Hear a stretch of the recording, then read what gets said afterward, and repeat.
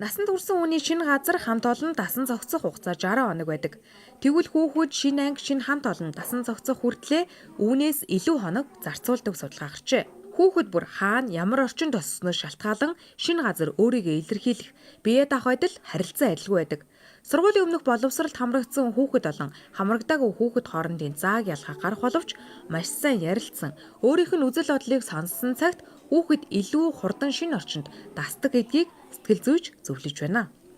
Хүүхдээ одоо миний охин жоохон том болж байна, хүү минь том болж байна гэдгийг сайн тайлбарлаад тэгээд тэрийг нь давхад тусалцаад хамт одоо хичээх хэрэгтэй гэсэн үг л дээ. Сургуулийн орсон ямар байсан, шинэ юм сурсныг нь асуугаад, шинэ юм сурсанд нь урамшуулж магтаад тэгэх юм бол хүүхэд илүү нөгөө сургуультай явах сонирхол дур хүсэл нь сайжирна гэсэн үг. Хүүхдийн сэтгэл зүйн бэлтгэлээс гадна урт хугацаанд сууц сурах зэрэг хүүхдийн энгийн дадлуудыг сургуулийн өмнөх боловсролын байгууллагад хүүхэд эзэмссэн байх ёстой.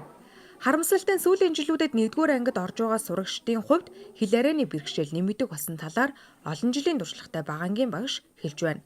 Нэг ангид орсон 6 наснуудын талгаараа хувь нь өөрийгөө илэрхийлэх чадвар муу, хэл ярианы хувьд хүнтэй ойлголцох чадвар дутмаг болсон талаар дурдлаа.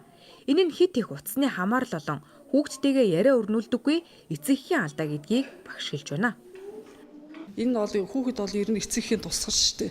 Тэгэл ярьж чаддгүй тийм бэрхшээлтэй ярианы хувьд ямар нэг асуудалтай хүүхэд орж ирнэ гэдэг чинь тийм дэлгэцийн хамааралтай тий одоо нөгөө интернет орчин ийм зүйлүүд нөлөөлөл давтцсан эцэг эхчүүд нь ч бас яг ийм л эцэг эхчүүд байгаа байхгүй хүүхдтэйгээ харьцдаг. Тэгэхээр хамгийн гол нь залуу эцэг эхчүүд бол ерөөсөө хүүхдтэйгээ маш сайн ярилцаж, ном сайн уншиж өгдөг.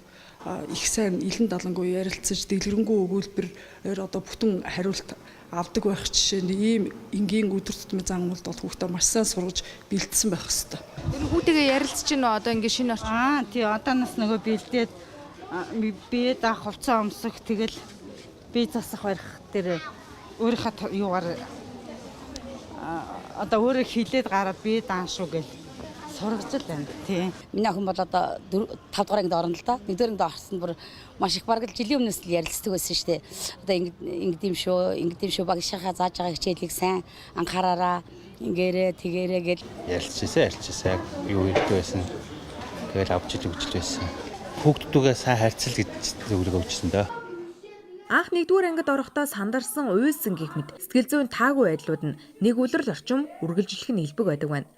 Багш бүр хүүхдтэй тулж ажиллах хугацаа боломжгүй учраас эцэг хүүхдтэйгээ өөрийнх нь үзэл бодлыг сонсож, тайлбарлаж ярилцах нь хүүхдийн шинэ орчинд дасан зохицох хугацааг илүү хурцгадаг гэдгийг мэргэжлийн хэллээ.